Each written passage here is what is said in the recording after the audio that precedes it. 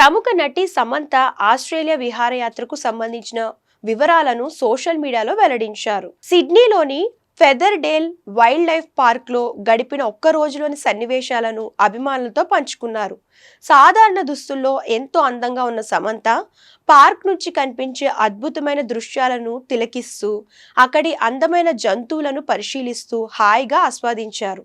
ఆమె తన పర్యటనకు సంబంధించిన ఫోటోలను ఇన్స్టాగ్రామ్లో పోస్ట్ చేశారు.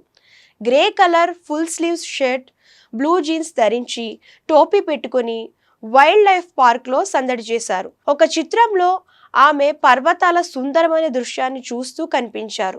ఒక కోల చెట్టు కొమ్మపైకి ఎక్కి ఆసక్తిగా చూస్తుండడాన్ని మరో వీడియోగా రికార్డు చేశారు.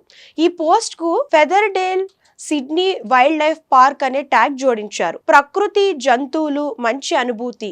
కంగారులకు ఆహారం ఇవ్వడం నుంచి నిద్రపోయే కోలాలను గుర్తించడం వరకు ఇది చాలా ఆహ్లాదకరంగా ఉంది. ఆస్ట్రేలియన్ వన్యప్రాణుల కోసం అద్భుతమైన పునరావాస కార్యక్రమాలు చేస్తున్న బృందానికి ప్రత్యేక ధన్యవాదాలు అని సమంత కామెంట్ చేశారు. కాగా ఈ ఫోటోలను ఎవరు తీశారంటూ ఓ అభిమాని సమంతను ప్రశ్నించగా ఆమె బదులిచ్చారు. సిడ్నీ టూర్ గైడ్ నయోమి అని ఆమె సమాధానం ఇచ్చారు. సమంత ఇటీవల సిటాడల్ హనీ బనీలో వరుణ్ ధావన్తో కలిసి నటించారు.